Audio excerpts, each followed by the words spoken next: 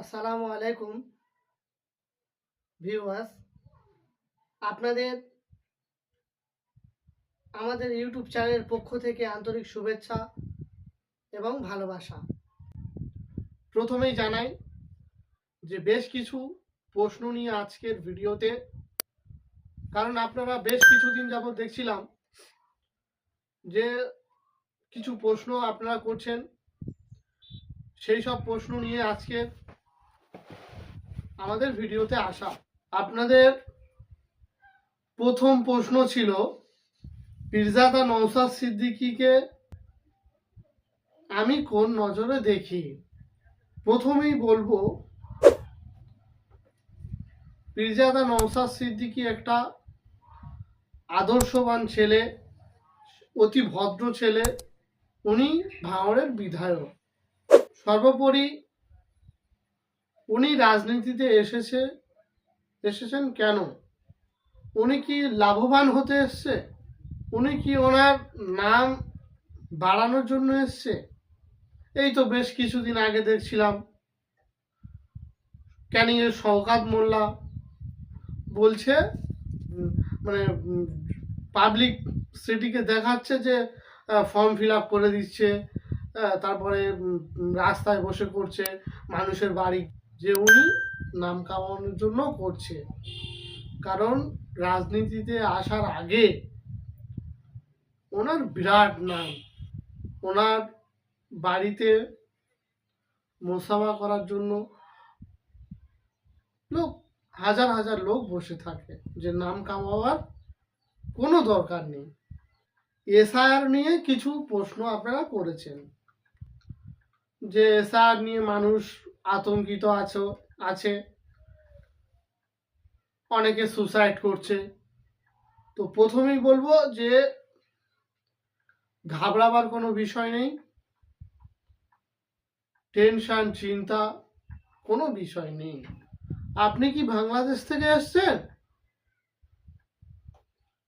আপনি তো ভারত, প্রকৃত ভারতবাসী, তাহলে ভয় কাটছেন কেন? এর আগে আপনারা দেখেছেন পীরজাদা নওশাদ সিদ্দিকী ডিক্লেয়ার করেছে এবং করছে। তাই এখনো পর্যন্ত যারা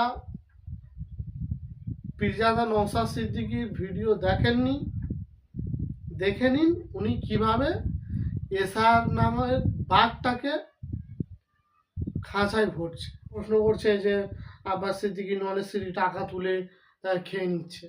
না, এটা ভুল ধারণা। এটা কারা বলছে?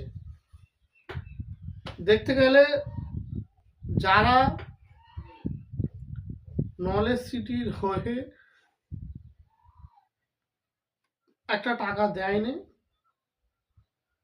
এবং করছে, ওদের রাগ হচ্ছে। আপনাদেরকে বলবো নলেজ সিটি কি কি বিষয়ে করছে এটা আগে আমাদেরকে জানতে হবে। নলেজ সিটিটা আব্বাস সিদ্দিকীর একার নয়, নলেজ সিটিটা আমাদের সকলের, পিছিয়ে পড়া মানুষেদের। এখন দেখা গেলে বর্তমান সময়ে আমাদের শিক্ষাকে হরণ করা হচ্ছে, শিক্ষাস্থানকে ভেঙে গুড়িয়ে দেওয়া হচ্ছে, তুলে দেওয়া হচ্ছে, বন্ধ করে দেওয়া হচ্ছে, বিষয় আছে। তাই আপনাদেরকে বলবো, আব্বাস সিদ্দিকীর মূলত একটাই টার্গেট, যে মানুষকে শিক্ষা করাতে হবে।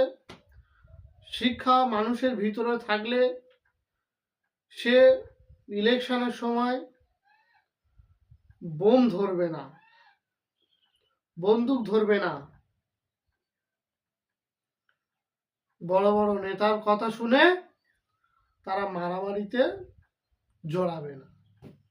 আজ আমাদের শিক্ষা নাই বলে আমাদের দিয়ে আমাদের ছেলেদেরকে মারাচ্ছে।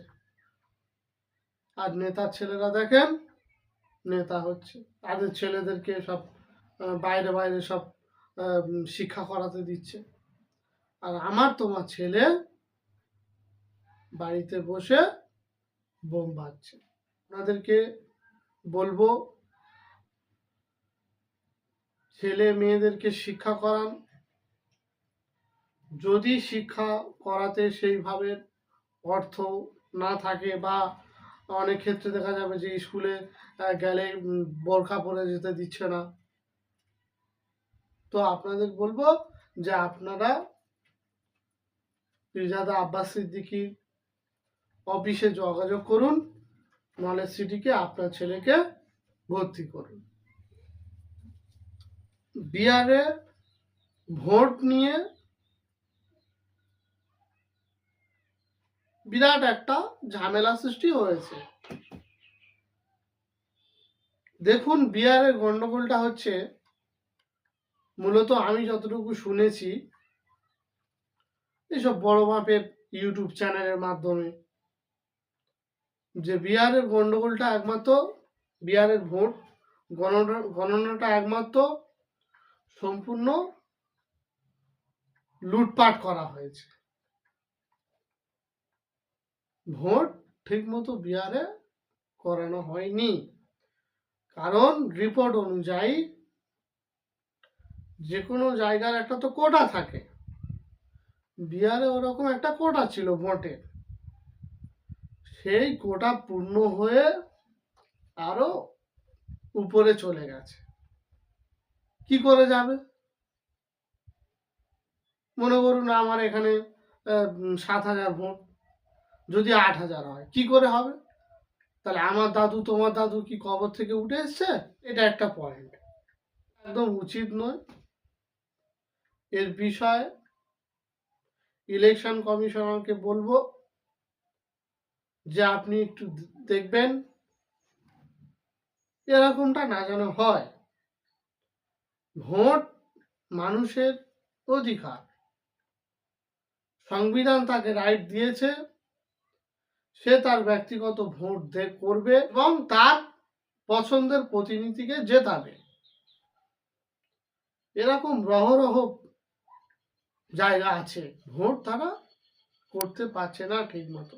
তাই ইলেকশন কমিশনকে বলবো যে আপনি এই সব বিষয় একটু নজরে আনুন, মানুষ যাতে স্বচ্ছভাবে ভোট করতে পারে, এইটা একটু আপনি দেখবেন। যারা এই ভিডিওটা দেখছেন তাদের কাছ থেকে কিছু সময় আমি চেয়ে নিচ্ছি। এই মিজানুর ব্লগ চ্যানেলে আপনারা যদি নতুন হয়ে থাকেন, অবশ্যই চ্যানেলটিকে সাবস্ক্রাইব করবেন, শেয়ার করবেন, লাইক করবেন, কমেন্ট করবেন, সাবস্ক্রাইব করবেন। বলবো যে কলকাতায় ব্রিগেড নিয়ে আমাদের সকলের প্রাণপ্রিয় আব্বাস সিদ্দিকী ভাইজান ব্রিগেডে ডাকছে, অনেক আগে থেকেই প্রচার করছে, সেখানে আমার তোমার যেতে হবে। কেন যেতে হবে? ন্যায় প্রতিষ্ঠিত করতে যেতে হবে, অন্যায়কে চিরতরে শেষ করার জন্য যেতে হবে, মানুষের বাঁচার অধিকার কেড়ে নেওয়া হচ্ছে, সেটাকে ফিরিয়ে দেওয়ার জন্য যেতে হবে। অনেক বিষয় আলোচনা আছে, সেখানে আমার তোমার যেতে হবে।